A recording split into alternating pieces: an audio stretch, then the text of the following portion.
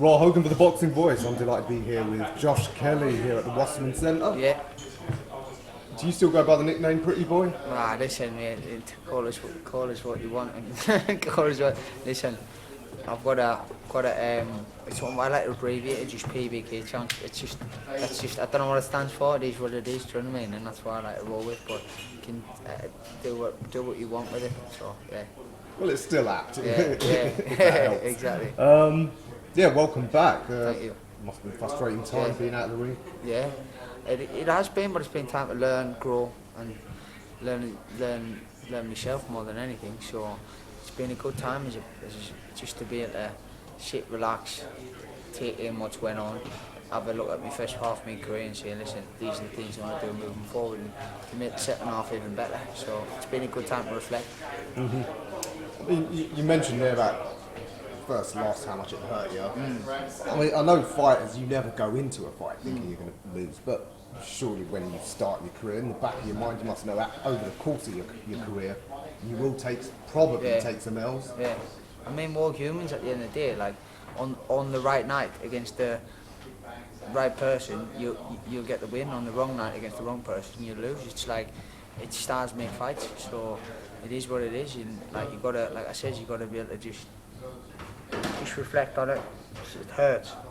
Get by it. Once you get by it, you become a better, stronger person from it. And I think that's what I've did. Right now, that's what I've did. Do you think that this modern troll, internet, armchair expert era that we're in, does that make it harder for fighters? Because it's relentless, I can imagine. Yeah, it's crazy. I mean, in the 50s, take a loss, it was normal. Yeah.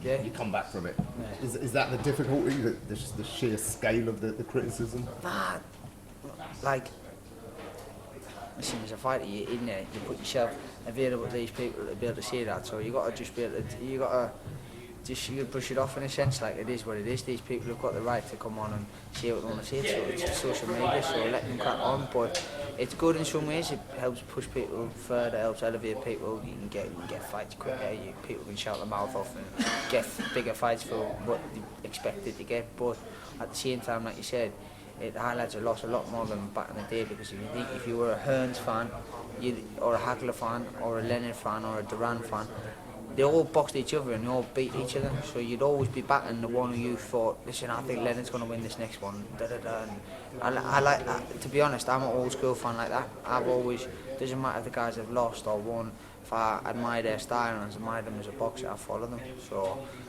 like I was saying before, it's not like a football team, your football team's going to lose, you're not going to not stop supporting them. So, boxing's a mad sport, but listen, we're in it. It's the 21st century, it's all going crazy, so you just gotta move with the times, I guess. And as a Newcastle fan, you're used to supporting the team. Sunderland fan. Oh, sorry, Sunderland fan. Even worse. Don't start that, lad. No, we will be offended. I mean, that fight with Ava, that defeat's actually aged well, considering now that, I mean, Ortiz Jr. rated as one of the top Americans. He dodged it. Yeah. Everyone's dodging him. Yeah. You had the balls to step up. Yeah. Learned a lot from it. Yeah. I mean, I thought I was on the judges' cards, winning every round until the round got stopped. But like I said, a lot of things were happening outside which affected the fight, and I've learned to deal with that. Learned to deal with our operate outside the gym as well as inside the gym. So it's been a whole learning curve. Like I said, personally and boxing wise, yeah, of course I've learned from that. And like he said, he's bombing people out right left and centre now. And I was controlling the fight until the round. Obviously, I just had nothing left. But that's not like me.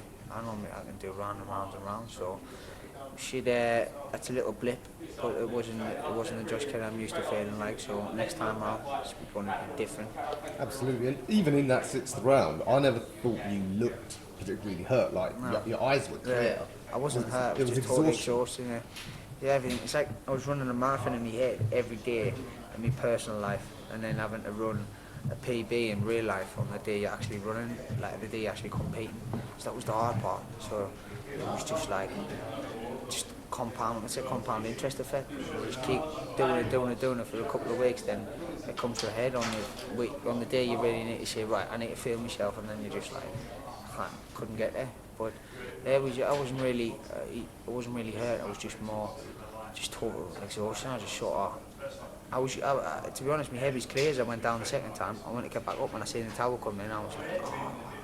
I was just that exhausted. I didn't even really react. But afterwards, I was thinking, I could have survived that round and then went. But obviously, everyone was seeing what was going on in the background, like I said. So they thought it was the right time to throw it in. So it is what it is. It's unwritten rule, bro. I never ever, until the tower's through in, unless you think I'm in danger, I'm never going to stop fighting. So I'm never going to put myself out.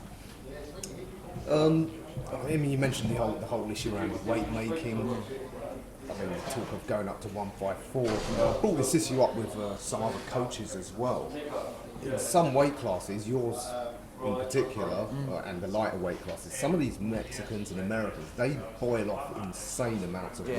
Yeah. Some of like Ortiz Jr., I mean, you look at pictures of him, he looks bigger than 154 fighters. Yeah. So if you were to go up to 154 at championship level too quick, you could again find yourself hugely outsized. Yeah. So you're still thinking, as long as you can make welterweight, you will? Yeah, it's one of them, isn't it?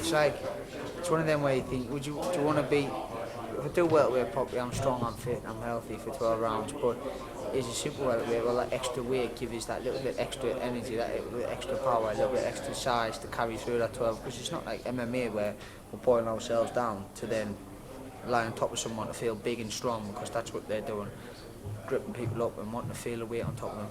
It's different. Boxing's the art of it and not getting it, so you need to have that energy for 12 rounds. So it depends what weight I feel as I've got that for, then I'll compete there. Because I think skill-wise, and if you can't be hit, you can't be beat. So like it doesn't matter if they're shooting middleweight, mate. If they can't hit us, then they're not beating us. Sure, absolutely. Northeast boxing is booming right now. Has it ever been as good as this? No, I don't think so, mate. Everyone's turnover, who's meant to turn over. Obviously, you've got myself, other people there, but I think I'm one of the main advocates for Sunderland. So, like, as a Sunderland boxer, I don't think there's anyone else yet, but they're mainly all from Newcastle. So, but listen, like Sunderland, North East as generals is flying. But I mean, we know that up there, fans get behind their sportsmen. So, I mean, even just.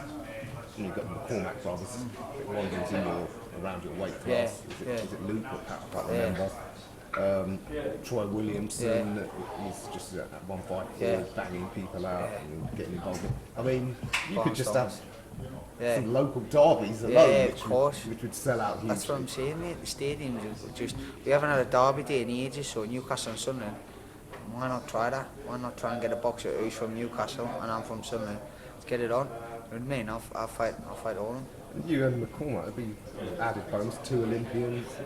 Mate, he's getting on. Pat and Luke, I'm not sure what weight they actually do. I think they're around that weight, but they're good kids. I've known them since I was a kid. We grew up together, do you know what I mean? I know them. I think Lewis Rich, you can't keep Lewis Rich out either. Like, he could move to 147, I could come down to 147. Sure. So, some good fights there to be made, mate. Yeah, exciting times. Sunderland's still got the better stadium, so I don't know where they host it. As for the fight on the Friday the 13th, won't make any more jokes about luck. You know anything about your opponent? I think I'm not sure if it's been confirmed today or tomorrow. I'm not sure. There's a couple of names, but he's going to be he's going to come to win. That's the main thing. He's got a heavy winning record. He's strong in games, so I'm gonna have another sort of good fight. The guy who's not going to lay down. So that's the main thing. Do you feel even with the long inactivity, you don't necessarily need some tune-ups, knockovers just to get into it? Nah, I think you are what you are. You go in the gym and you spar, and as long as you spar enough and get the right work in the gym, you come and be sharp in the fight night. So that's what I'm about. I'm not about some little fight here, little fight there. Guy who's a journeyman, I'm not on that. I want to get in there and fight someone who wants to come and win. And not finding gaps when he tries to shoot and then hurt him. So that's my goal. Do you have any particular sort of targets for any time frames, or are you just going to take things one fight at a time? One fight at a time for this year, I think. They're trying to keep me so busy that I'm going to have to just take one fight at a time. I can't be jumping into big fights because big fights take a lot out of you, training camps take a lot out of you, but I'm going to be staying ready as much as I can. And then we'll see where I am at the end of this year. How do you assess the domestic scene at 147 and 154? Booming, mate, isn't it? It's booming. Like, you could put yourself in with any of the names and it would just be a big fight. Fight nights all over. Big fight nights all over. It's just what fight's going to get you into the position where you can get springboard off the back of that and get in, level yourself up to the next fight. And because obviously you want to be a world champion, so I'm not just going to fight this guy because he's shouting my name. Because if that's got no value to hit me towards world title level, then why would I do that? Do you know what I mean? If I can fight this guy and then he elevates me to the next title, I get more ranking there, then that's where I want to do. Sure. Yeah. Can I ask you about a couple of big fights coming up in the two divisions at world level? Obviously Spence Ugas. Yeah. I'm edging towards Spence. Edging towards Spence? Edging towards Spence, yeah, because if Spence has got what I think he's got left in the tank, then he's a talent, mate, so I'm favoured Spence. And if he does get that dream fight finally with Crawford, still fancy Spence? Nah, I think Crawford. Yeah, Crawford's got a bunch of stars, mate. He's good. You know what I mean? He's got a bunch of stars. He's my choice as well. Yeah. And at 154, the undisputed fight, I don't get those often. Who do you fancy? Charlo or Castagna? I'm not too sure, you know. You know, Charlo is a hard punching guy, you know, but Castagna was tough, you know. It's just one of them, yeah. It's a pick a fight, I think. It's a pick a fight. Whoever turns up on the night's gonna get the business done. But I'm edging more Spence more on the other side. So, yeah. Well, an undisputed champion can actually open opportunities because it's so hard to keep all the belts. Yeah. Usually they just move up. Yeah, and then they just get through out, boom, and then you could throw things wide open. Come and collect maybe a couple of me, maybe come and collect one. You know what I mean? I wouldn't mind that. Absolutely. Yeah. All right, Josh, it's been a pleasure. Thank you, brother. Anything you want to add? Nah, I'm good, bro. Thank you for all the support I get. And listen, I want to bring some big nights back up with Sunderland. Yeah, I look forward to it. Yeah. I want a night out in the North East. So Yeah, 100%. get it on. Yeah, thank you, bro. Josh Kelly, thanks for being to the Boxing Voice. Cheers, brother. For the video, feel free to hit the like, subscribe, and share. As always, if you want to support us to the next level, head over to the patreon.com/ThaBoxingVoice. We have tons of exclusive from Border Wars, entitled betting shows. The list goes on and on and on. But in addition to that, if you guys have questions for fighters, trainers, and promoters, this is where you can submit them. We will run out, get these questions answered, and put it back on the show just for you guys. Appreciate it. Peace.